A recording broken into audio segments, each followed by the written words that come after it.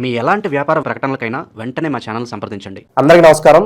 ఈరోజు మన స్టూడియోలో ప్రముఖ ఆధ్యాత్మికవేత్త, జ్యోతిష్య వాస్తు పండితులు బ్రహ్మశ్రీ డాక్టర్ గుండెపూడి శివ సుధీర్ శర్మ గారు మనతో ఉన్నారు. గురుగారితో మాట్లాడేద్దాం. నమస్కారం గురుగారు. శ్రీమాత్రే నమః. శ్రీ గురుభ్యో నమః. గురుగారు, సెప్టెంబర్ మాసం విశేషంగా మిథున రాశి వారికి ఎలా కలిసి రాబోతుంది? పాజిటివ్గా ఉంటుందంటారా, నెగిటివ్గా ఉంటుందంటారా? చంద్రగ్రహణం ఉంది, దీని తాలూకు ఇంపాక్ట్ ఎంతవరకు ఉంటుంది? ఓవరాల్గా ఎలాంటి జాగ్రత్తలు తీసుకోవాలి? ముఖ్యంగా మిథున రాశి వాళ్ళు వీళ్ళు సౌమ్యమైనటువంటి లక్షణాలతో కలిగి ఉంటారు. ఎదుటి వాళ్ళ మీద పోటీతత్వంగా పోటీ పట్టడం, గొడవలు పట్టడం ఇట్లాంటివి ఉండవు వీళ్ళ దగ్గర. కానీ వీళ్ళ కోపం వస్తే రుద్రతాండవం చేస్తారు. తట్టుకోవడం కూడా చాలా కష్టం. అంటే మంచివాడుగా ఉంటే బాగానే ఉంటుంది, మంచివాడు చెడవాడిగా మారిపోతే ఎంత ఘోరంగా తయారవుతుంది. అలాంటి లక్షణాలు ఎక్కువగా ఉంటాయి వీళ్ళల్లో. కానీ సౌమ్యతత్వం, అలాగే వ్యాపారానికి సంబంధించినటువంటి బిజినెస్ మైండ్, వ్యాపారం ఎలా చేయాలి, ఎలాంటి వ్యాపారం చేస్తే ఏ సమయంలో బాగుంటుంది అనేటువంటి బిజినెస్ మైండ్, వ్యాపార దృక్పథం అనేటువంటి ఆలోచన స్థితి ఎక్కువగా ఉంటుంది వీళ్ళకి. అలాంటి లక్షణాలు కలిగి ఉంటారు. ఇక వీరికి చంద్రగ్రహణ పరిస్థితి తీసుకుంటే వీరికి పెద్దగా ప్రభావం చూపించేదేం లేదు. అంత మంచిగా నిజంగా చెప్పాలంటే ఇందాక మనం తులారాశి వాళ్ళ గురించి చెప్పుకున్నాం. అట్లానే ముఖ్యంగా విశేషంగా చంద్రగ్రహణం వల్ల బాగుపడేటువంటి ఈ రాసుల్లో మిథున రాశి ఒకటి. దేనికంటే వీళ్ళకి దాదాపుగా నవమ భాగ్యస్థానంలో జరుగుతుంది కాబట్టి యోగాన్ని కలుగజేస్తుందనే చెప్పాలి ఈ రాశి వాళ్ళకి. కొన్ని రాశి వాళ్ళకి కొంత కష్టం, కొన్ని రాశి వాళ్ళకి మరీ కష్టం, కొన్ని రాశి వాళ్ళకి బాగా ఉంది. అలా బాగుపడేటువంటి రాశుల్లో మిథున రాశి చంద్రగ్రహణ ప్రభావం చేత ఒకటి. ఈ మిథున రాశి వారికి సెప్టెంబర్ మాసంలో తీసుకుంటే విద్య పట్ల విద్యార్థులు చాలా జాగ్రత్త వహించాలి.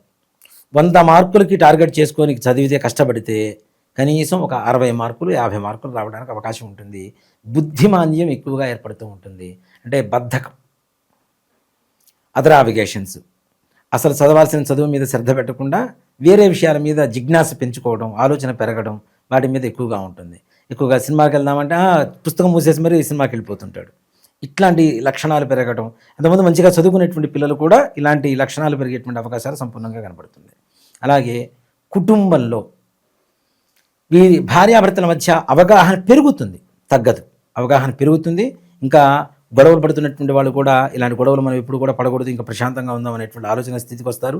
మంచిగా ఉంటుంది. దాంపత్య జీవితం సంతోషకరంగా మారుదే పరిస్థితులు సంపూర్ణంగా కనబడుతున్నాయి. కాకపోతే పెద్దల అనారోగ్య పరిస్థితి కొంచెం భయానకంగా మారబోతుంది. అట్లానే మాతృవర్గం వారి తరఫు నుంచి సూతకాలు పాటించవలసినటువంటి మరణ వార్తలు వినేటువంటి, అంటే దగ్గర వాళ్ళు మరణ వార్తలు వినేటువంటి అవకాశం కూడా కనబడుతుంది. కొంచెం వాళ్ళ ఆరోగ్యాలు ఎలా ఉన్నాయి అనేది 1-2 సార్లు పరిశీలన చేసుకుంటూ వెళ్ళిపోతే బాగుంటుంది. సో పూర్వీకుల ఆస్తి ఎప్పటి నుంచో రాకుండా గొడవల్లో ఉంటూ ఉంటుంది గురుగారు, దీని పరిస్థితి 100% నాన్న మంచి యోగం కలుగుతుంది వీళ్ళకి. అలాంటి విషయాల్లో విజయం చేకూరుతుంది. ఎన్నో సంవత్సరాల నుంచి కోట్లలో ఉంటాయి, కోట్లో పోతే ఒక పట్టణ తొందరగా తెగవు.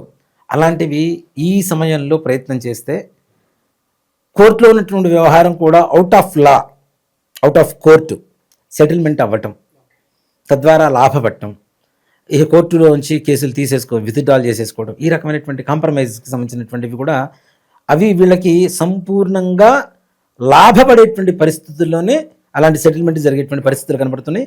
పిత్తార్జిత యోగం తప్పనిసరిగా కలుగుతుంది. అలాగే వీళ్ళు కూడా ఇల్లు కొనుక్కోవాలన్నా, ఫ్లాట్లు కొనుక్కోవాలన్నా, గృహయోగాలు కలగాలన్నా ఈ సమయం సరైనటువంటి సమయంగా చెప్పుకోవచ్చు. చిన్న ప్రయత్నం చేస్తే తప్పనిసరిగా ఇప్పుడు లోన్ లేకుండా ఎవరు కొంటలేదు కదా, డబ్బులున్నా కూడా ఎవరు బ్లాక్ చేసుకోవట్లేదు, అంతా లోన్ల ద్వారానే కొంటున్నారు. లోన్లు రాక ఇల్లు విరమించుకునేటువంటి వాళ్ళు చాలామంది ఉంటారు. అలాంటి వాళ్ళకి మిథున రాశి వాళ్ళకి మినహాయింపు అని చెప్తాను.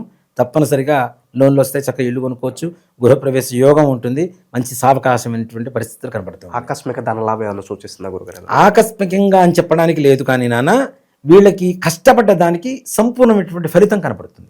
డబ్బులు బాగా వస్తాయి, చేతికి వస్తాయి, ఖర్చులు తగ్గట్టుగా ఉంటాయి, ఖర్చుకు మించినటువంటి ఆదాయం వస్తుంది, తద్వారా సంతోషంగా ఉండేటువంటి పరిస్థితి కనపడుతుంది.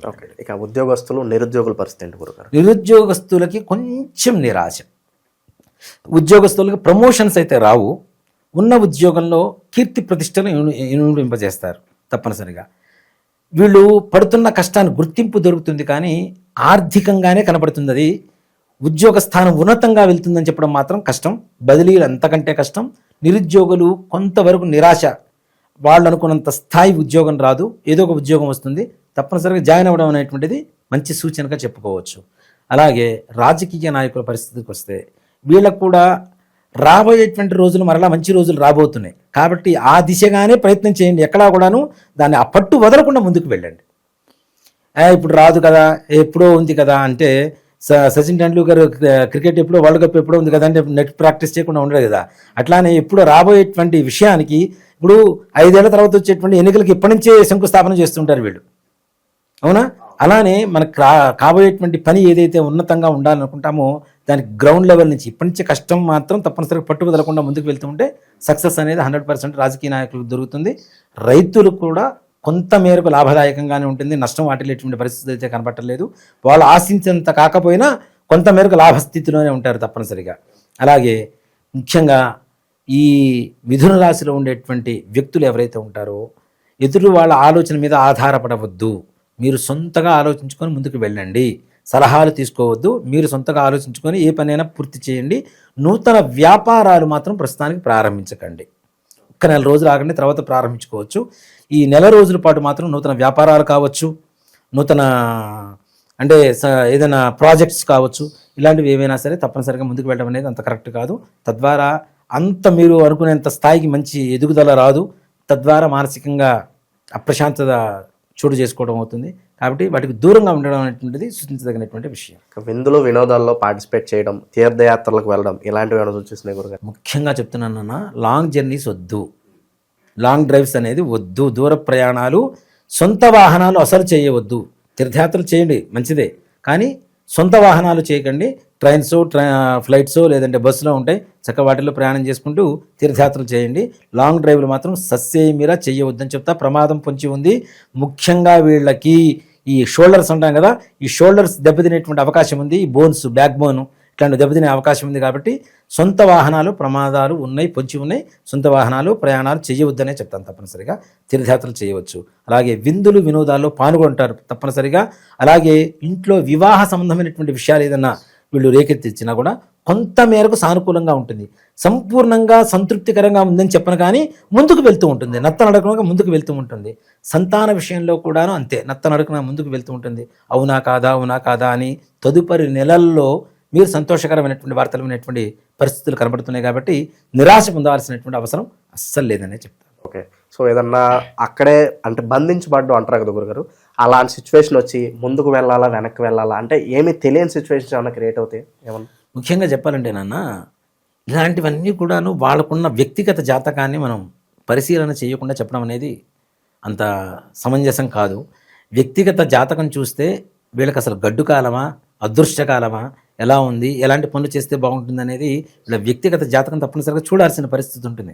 అది చూస్తేనే సంతృప్తికరంగా ఉంటుంది. కాబట్టి వాళ్ళకి చెప్పగలిగినటువంటి సమాధానం సూటిగా చెప్పవచ్చు. ఇది చెయ్యండి, ఇది చెయ్యవద్దు, ఇలా ఉంది, ఇలా చేస్తేనే బాగుంటుంది, ఈ పరిహారాలు చేసుకోండి, ఇలా ముందుకు వెళ్ళండి అని వాళ్ళ సొంత జాతకం చూస్తేనే, వాళ్ళ వ్యక్తిగత జాతకం చూస్తేనే, పరిశీలన చేస్తేనే చెప్పడానికి అవకాశం కలుగుతుంది. ఓకే, ఇంకా ఈ చంద్రగ్రహణం ఇంపాక్ట్ తగ్గాలన్నా, విశేషంగా ఈ మాసం కలిసి రావాలన్నా ఎలాంటి పరిహారాలు దైవారాధన చేసుకుంటే బాగుంటుంది? ముఖ్యంగా నాన్న, మిథున రాశి వాళ్ళు చక్కగా విఘ్నేశ్వరుడికి పూజ చేయండి. గరిక చక్కగా మాల కట్టుకోండి. భూమి నుంచి మనకి కొత్తగా కొనాల్సిన అవసరం కూడా లేదు. దాన్ని డబ్బు పెట్టి వేళతో సహా పికిలిచ్చి బయటికి తీసి చక్క మాల కట్టి గణపతికి సమర్పించండి. లడ్డూ పెట్టండి. మోదకం అంటాం. మోదకం అంటే మనం స్టీమ్ చేసి చేసేదే మోదకం అంటారు. మోదకం నివేదన పెట్టండి, బెల్లం నివేదన పెట్టండి. ప్రతి బుధవారం కూడాను ఆ గరిక, గణపతికి పూజ చేసిన గరిక ఉంటుంది కదా, గరిక కొద్దిగా తెచ్చుకొని మీ వాలెట్లోనో మీ పాకెట్లోనో పెట్టుకోండి. తప్పనిసరిగా అనుకున్న పనులు సకాలంలో పూర్తవుతాయి. ఓవరాల్గా ఈ నెలంతా కూడా వీళ్ళకి ఎలా ఉండబోతుంది, ఎలాంటి పరిహారాలు చేసుకోవాలి అద్భుతంగా వివరించారు. ధన్యవాదాలు. శ్రీమాత్రే నమః. శ్రీ గురుభ్యో నమః.